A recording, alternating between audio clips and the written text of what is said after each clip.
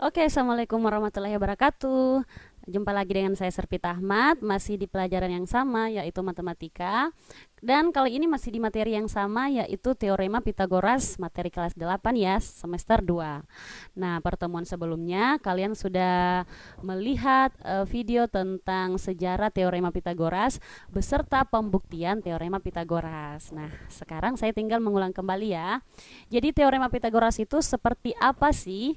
Nah, teorema Pitagoras itu yang harus kalian ketahui adalah dia hanya berlaku untuk segitiga siku-siku saja.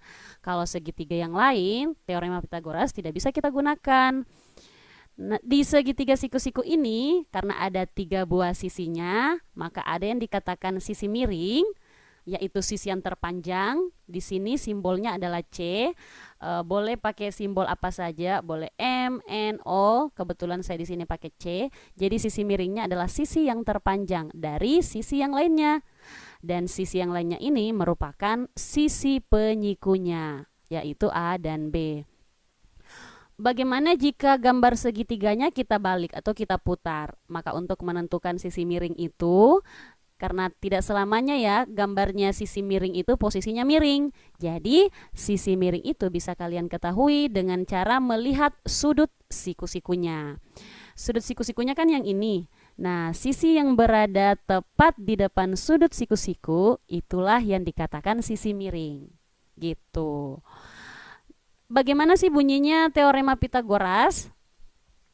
Pada suatu segitiga siku-siku, kuadrat dari sisi terpanjangnya, sisi terpanjang kan C. Jadi C kuadrat sama dengan hasil jumlah dari kuadrat sisi-sisi penyikunya. Jadi A kuadrat A dikuadratkan karena ini sisi penyiku, B dikuadratkan karena ini juga sisi penyiku, lalu dijumlahkan. Hasilnya sama dengan kuadrat dari sisi miringnya. Kalau dituliskan dalam bentuk matematika atau model matematika, maka C kuadrat, karena ini sisi miring dikuadratkan, hasilnya sama dengan jumlah dari sisi penyikunya, yaitu A dan B. A dan B-nya dikuadratkan juga.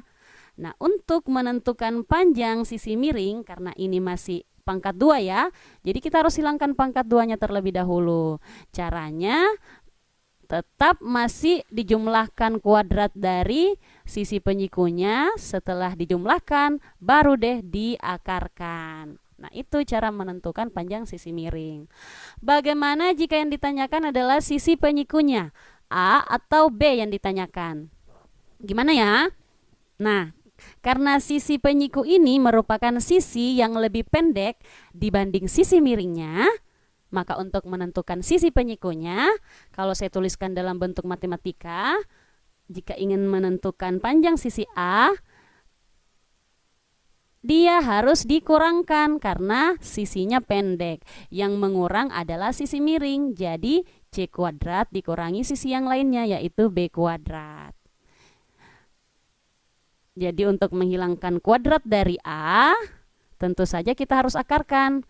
Tetap sisi miring dikurangi sisi penyiku yang lain, dikuadratkan ya, lalu setelah itu diakarkan. Nah, begitu juga untuk menentukan panjang sisi penyiku B. Panjang sisi penyiku B caranya sama saja karena dia merupakan sisi yang pendek. Maka untuk menentukan panjang sisi penyiku B, kita harus kurangkan juga. Sisi miringnya dikuadratkan dikurangi sisi penyiku yang lain. Atau untuk menghilangkan kuadratnya ya, kita harus akarkan terlebih dahulu. Sisi miringnya kuadratkan dulu, dikurangi sisi penyiku yang lain dikuadratkan, lalu diakarkan. Nah, gitu deh penggunaan model matematika atau rumus teorema Pitagoras. Untuk contoh soalnya kita perhatikan di slide berikutnya ya.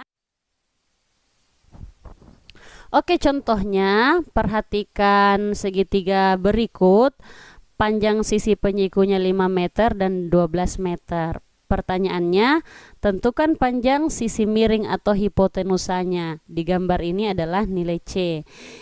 Cara menjawabnya, kalian ingat teorema Pitagoras bahwa untuk menentukan panjang sisi miring, kalian kuadratkan dulu sisi penyikunya, setelah itu dijumlahkan. Jadi untuk mencari sisi miring, ingat dijumlahkan ya. Jadi C kuadrat sama dengan 5-nya dikuadratkan dulu, dijumlahkan dengan 12-nya dikuadratkan juga.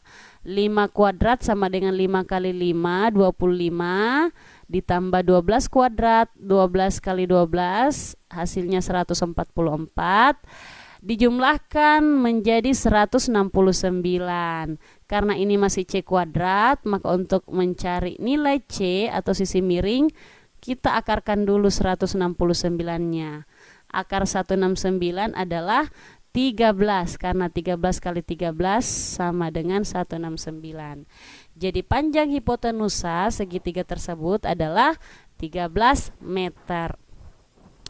Hal yang paling penting kalian ingat di setiap kalian menghitung atau mendapatkan panjang sisi dari segitiga siku-siku, bahwa ketiga pasangan angka ini merupakan triple Pitagoras. Jadi ada istilah triple Pitagoras atau pasangan 3 angka.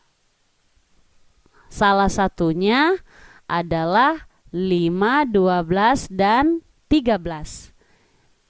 Nah, bilangan yang terbesar itu selalu menjadi sisi miring. Di sini yang terbesar adalah 13, maka 13 pada saat kalian gambarkan segitiganya selalu menjadi sisi miring. Masih banyak atau ribuan triple Pitagoras yang lain, tapi kalian tidak perlu hafalkan semuanya karena ada beberapa saja triple Pitagoras dasar yang kalian perlu ingat. Kalau bisa dihafalkan, karena itu merupakan dasar dari kelipatan triple Pitagoras yang lainnya. Seperti ini 5, 12, 13 kalian wajib hafalkan. Pitagoras yang lain yang mana ya? Nah, nanti di pertemuan berikutnya saya jelaskan yang mana yang merupakan triple Pitagoras dasar yang harus kalian hafalkan.